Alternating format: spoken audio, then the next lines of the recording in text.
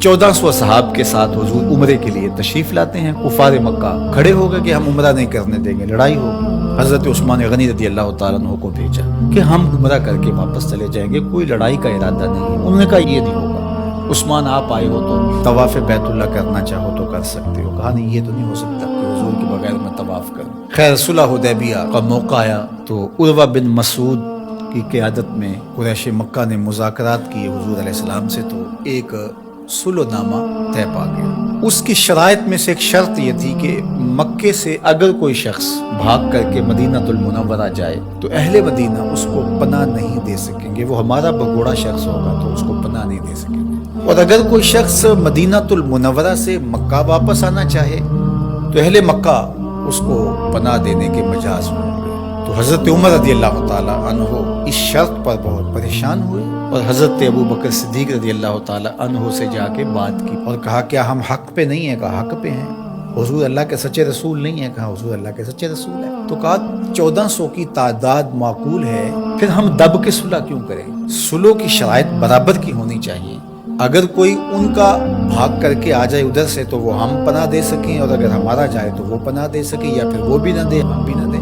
تو حضرت ابو بکر رضی اللہ تعالیٰ عنہ نے بغیر کسی تحمل کے ایک بات کہی کہ عمر کیا اس شرط کو حضور قبول کر رہے ہیں؟ تو کہا وہ قبول کر رہے ہیں. تو برجستہ دوسرا جملہ آیا، کہا عمر ہوا رسول اللہ صلی اللہ علیہ وسلم. عمر وہ اللہ کے رسول ہیں. جب وہ قبول کر رہے ہیں تو بات ختم.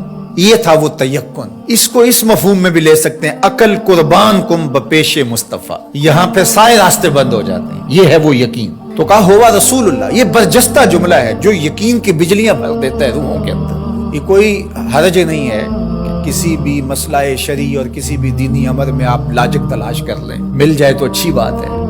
لیکن یہ مزاج بنانا کہ اس کا لاجک کیا ہے، اس کا لاجک کیا ہے. تو اب ذرا دیکھیے کہ جو ظاہری اس پہ بات اٹھتی تھی کہ 1400 کی ہماری تعداد ہے اور وہ اتنے ہیں، تو برجستہ جو جواب دیا وہ یہ تھا ہوا رسول اللہ صلی اللہ علیہ وسلم، کہ وہ اللہ کے رسول ہیں. تو حضرت عمر وہیں خاموش ہو گئے. آگے چلیے. حضور علیہ السلام کا وصال ہوتا ہے.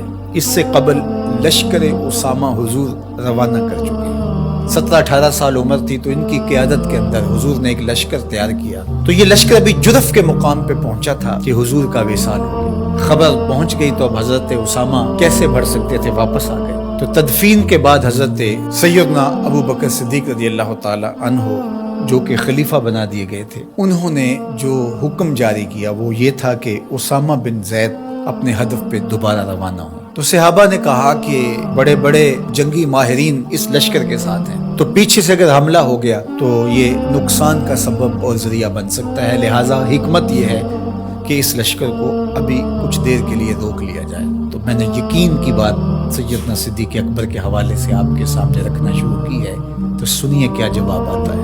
انہوں نے جواب میں کہا واللہ اگر مجھے یقین ہو کہ جانور درندے جنگلوں سے آ کے میرے بدن کی بوٹیاں بھی نوچ لیں تب بھی لشکر اسامہ کو بھیجوں گا، اس لیے کہ اس کو روانہ اللہ کے رسول فرما چکے. پھر اس کا نتیجہ کیا ہوا؟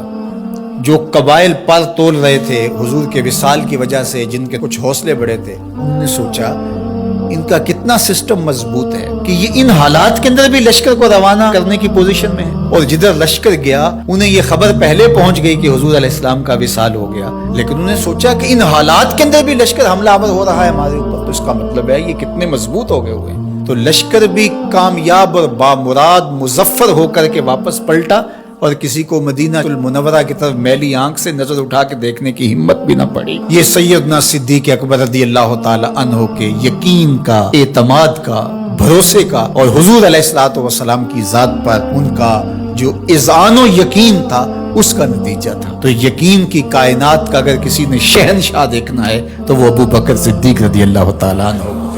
ان کی پوری زندگی یقین کی دولتوں سے بھری پڑی. صاحب صدق بھی ہیں، صاحب یقین بھی ہیں. یقین کی جس عظمت پر وہ فائز المرام ہیں، تو ان کی گرد راہ بھی اگر نصیب ہو جائے تو یقین کی دولت نصیب ہوتی ہے.